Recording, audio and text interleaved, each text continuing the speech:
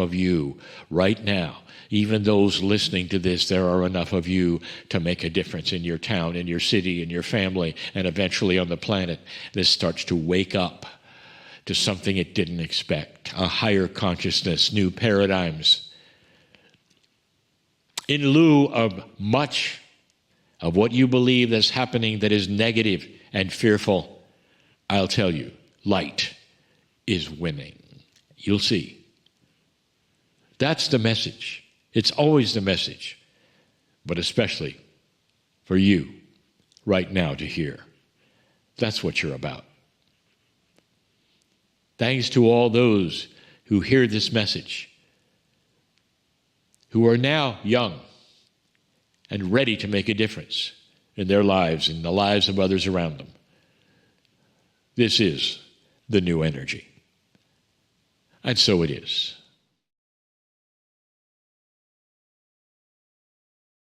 And just allow another moment or two to integrate the beautiful energies from Kryon. Allow that energy to now move through your body. If you've had your eyes closed, I invite you to open your eyes. Feel your awareness coming back into your body. Feel the connection with the energy of your feet, connecting with the energy of the earth. And the reason I say that is because our next guest has an absolute amazing knowledge of the connection with the energy of the earth. His name is Clint Ober, and I want to make sure that our guest is there before we go any further. Clinton, are you there? I'm here. Wonderful. Lee We love it when they're and there. I are so excited because I absolutely believe in everything that Clint has discovered and is going to share with us today. And let's tell everyone about Clint. I think before we start, just most of you know my background, electronics engineer, even before we started this, the weird stuff 30 years ago. And so this relates to everything that I did in the past, and also a discovery that was made. So this is going to sound like a lot of tech talk, but get ready because it resolves into healing, as you'll see. And then everything in my background, That's true. working as a national park ranger That's right. It really comes for full 15 circle. years, Yeah. is like, it's like the marriage of Lee and I, So- everything that Clinton is doing. So let's let you hear this. Clint Ober is CEO of Earth Effects, Inc., a research and development company located in Palm Springs, California.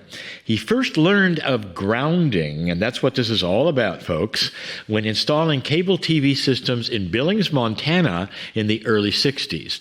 That's when he was 5. A decade later, he formed Telecrafter Corporation and built it into the largest provider of cable installation services in the United States. How about that? This company specialized in proper grounding of cable installations for safety and television signal stability. Now, in the 1980s, he turned his attention to developing computer industries and partnered with McGraw-Hill to distribute live digital news services via cable to PCs. And this led to the development of the first cable modem and an increased awareness of the need for a proper system grounding. Following a health challenge in 1995, he retired and embarked on a personal journey looking for a higher purpose in life. During his travels, he noticed people wearing plastic and rubber-soled shoes were insulating their body from the earth. And then he started to wonder if no longer being naturally grounded could actually affect us. Got that? Well, this profound question that he postulated led to an experiment that suggested that grounding alone, for us, reduced chronic pain and improved sleep. You interested? Thereafter, he developed a working hypothesis, and here it is. Earth grounding the human body normalizes functions of all body systems. Now, here is the result of that hypothesis. The body utilizes the Earth's electrical potential and free electrons to maintain its internal electrical stability for the normal functioning of all self-regulating and self-healing systems. That's a mouthful, folks, and that sounds very technical, but over the past 20 years, he supported a host of research studies, Earthing Institute, that collectively demonstrate that grounding alone reduces inflammation and promotes normal functioning of all our body systems. Clint, welcome to the program. Well, thanks for inviting me on. I appreciate and enjoy visiting and sharing Earthing. So. Well, we are fascinated with this, and the thing we always ask is, tell us about your challenge and how it turns you to look at the body as an electrical system that reflects everything that you have done in your career. Well, it starts back in the pasture in Montana when I was a youngster. There was a cowboy. That's a boy who sits on a horse and rides around and watches the cows and make sure they're all healthy. And if one's not acting like the rest of the herd, you cut them out. Then you go out and check the pasture and find out what happened, or what made the cow sick. Grass too short, noxious weeds, something in the water, something in the pasture. Is contributing to this problem. But anyhow, the concept there is very simple. If you keep the pasture clean and pristine, the cows will be healthy. And then at the end of the year, when you go to sell them, you'll make some money. Otherwise, you call the vet, call the banker, and throw the keys up in the air and said, hey, you guys are in charge, because you won't make any money if the cattle get sick. So anyhow, that concept there, I always had this background of prevention. And it came from when I was a very youngster. And so I always looked at it, if something's wrong, what's causing it, what's going on in the pasture. And, it could be food or it could be whatever. But anyhow, I spent about 30 years in the communications industry. And in that industry, I learned, how to, it's second nature. I learned a lot about grounding, and I didn't really know too much about anything about biology. All I knew about was maintaining, the integrity of the electrical system in a cable system or a communication system. But anyhow, when I turned, I think I was 50, right about 50, I had done pretty good in life, and I was one of the original pioneers of the early cable television industry. And I got very, very sick, and I didn't know what was wrong. But at that time, I was living in a 5,000 square foot home on the top of a mountain in Evergreen, Colorado. And I had huge collections of art and all kinds of stuff. But anyhow, I got very, very sick. And it was around the Christmas holidays and didn't know what was going on. And they thought it might have been hepatitis from one of the Christmas parties or something like that. And anyhow, as time went on, I kept going to the doctor and I kept getting worse. And finally, they put me in the hospital and said, or in the emergency room, and they put me on a CAT scan, and they, scanned my body, and they found that I had an abscess in my liver. And in the next day, the doctor came in and he said, well, we have some good news and some bad news. The good news is we found out what's wrong. He said, you have an abscess in your liver. And he said, by the way, have you been bitten lately? And I said, no. He said, have you had any dental work lately? And I said, yeah, about a month ago. And I had a root canal. And in that root canal, evidently had been some leakage or something, and it got into my circulatory system and ended up in my liver, and it exploded into an abscess that kept growing for a month or so. And anyhow, so that was the good news. The bad news was that I was young enough to get a new liver. I wasn't an alcoholic or anything like that. But the problem was they didn't know if I had time, because so much damage had been done to the liver. So they said I need to go home and get my house in order and just prepare for whatever might lie ahead. So I went home, started putting things together. They sent a nurse out daily to give me more IVs and more meds and all that kind of stuff, antibiotics to keep me going. And a couple of days later, a young surgeon from Swedish Medical Center in Denver called, and he says, we'd like to do some experimental surgery. So they said they wanted to go in and cut out all the liver they possibly could and save the little bit that's not infected and let me slowly recover from that. They had no guarantees, but so anyhow, I really had no choice. So I went through that process, through that procedure. And fortunately, I survived. And it took me about 3 months before I could really walk, a block, because I had no energy. And within a year, though, it had fully recovered. And I was, now I'm 77, I've got a 27-year-old liver, and I'm ready to go because it grew back to its full original size.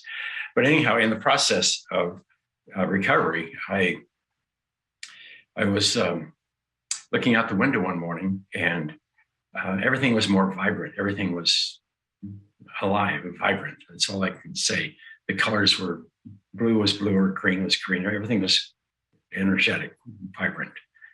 And I looked around my bedroom, and I had all this, I collected art for years, and I had, some really nice things. But anyhow, I looked around and I recognized that, wow, I almost died. And if I had died, my kids would have come and taken this and that and donated the rest and got rid of it. And here I spent my whole life collecting it. And I have this big house and everything in order to shelter it and take care of it. So I spent my whole life about accumulating material goods and then taking care of them. And then when you die, I know for sure now, I'm not taking them with me. But anyhow, it was a real epiphany, and it really scared me because I felt uncomfortable in that how I felt, because there was a time when I didn't know if I was going to make it, and I had a lot of visions from my youth, and I spent a lot of time in the Native Americans, so I had some experiences there, and all this came, I just felt horrible about that I hadn't done more with my life, and so I immediately had this urge to give everything I had away, all my art, everything I owned. I pretty much gave a company away. I gave away everything because I never wanted to go back to work. I never wanted to make my life about making money again. I wanted to do something that I felt so that next time I'm about to meet my maker or wherever I'm going, I want to be able to look back and be happy that I was here, that I was a contributor, that I, wasn't a glorified consumer. I was more, I did something good, something that in my body and my heart I could feel good about. And it didn't matter what anybody else in the world thinks about, because you die alone. Nobody's going to die with you. And so it's a very personal thing. And so anyhow, I did. I ended up getting rid of everything I owned. Pretty much, I bought a small RV, took a couple, 2 or 3 suitcases of clothes and personal things that I wanted to take with me, and gave everything else to the children, and donated a bunch, so on and so on. But anyhow, I spent about 3 years traveling around the United States in state parks. And I come from a background where, one of the reasons I bring up the Native Americans is because they live in more of a spiritual world. Back then they did, and they're not like consumers. They live in harmony with the earth, but there's an energy, and there's something there that I can't put in words. But I had this feeling when I would be traveling around the country, and I was in tune to nature. I was connected spiritually, and so anyhow, one time I was down in Key Largo, Florida, on the bayside, and parked in the RV up against the bay, watched the sunset go down, and all of a sudden I had this feeling come over me that I had to go back to work and do something. And so I headed back to San Diego, and I got there and it didn't feel right. Went over to Tucson, didn't feel right. Was driving up to Flagstaff because that's more like Montana, the trees and the snow. And on the way, I stopped in this RV park, it was getting late, and there was a sign pointing to Sedona with an RV park. And I said, well, I'll just go and pull in there and sleep and go up to Flagstaff in the morning. So anyway, I went there, went to sleep, woke up in the morning, opened the door in the morning. I said, I'm not leaving here. This is like living in a national park. And so I spent about 2 years there. And while I was there, I was, kind of recovering from my health issues, and then also recovering mentally from being so caught up in the business world. But anyhow, while I was there, I had always collected a lot of art. So there's a lot of art galleries there, and they did a horrible job of lighting. So I would go in and offer to help them with their lighting. They didn't have any money, so I just did it for fun. But it was primarily to show art the way it's meant to be seen, not burned up with light bulbs and all that kind of stuff. But anyhow, it went over very well. But in the process, one day I was ordering some parts for a little electrical system I was going to wire up for an art exhibit, and my computer kept crashing. And I knew what it was. It was static electricity, because back then they didn't have computer.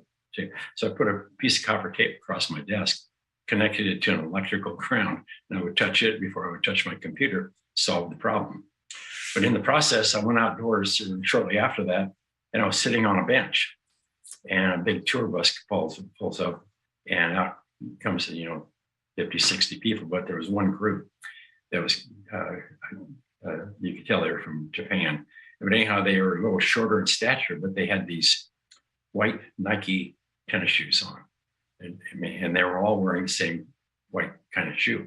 And I looked at them, and it looked like they'd been to a strip mall and, bought them, on sale or something. And then, I looked at them and I said, this was an intuitive thing that came through me. I didn't think about it. It just came through, that I wonder if there's a consequence to us no longer being naturally grounded.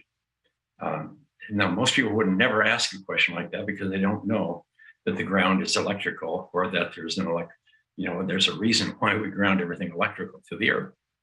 And so I didn't know. That night I went home and I had a bunch of electrical meters and stuff. So I went down to the hardware store, bought a 3-inch roll of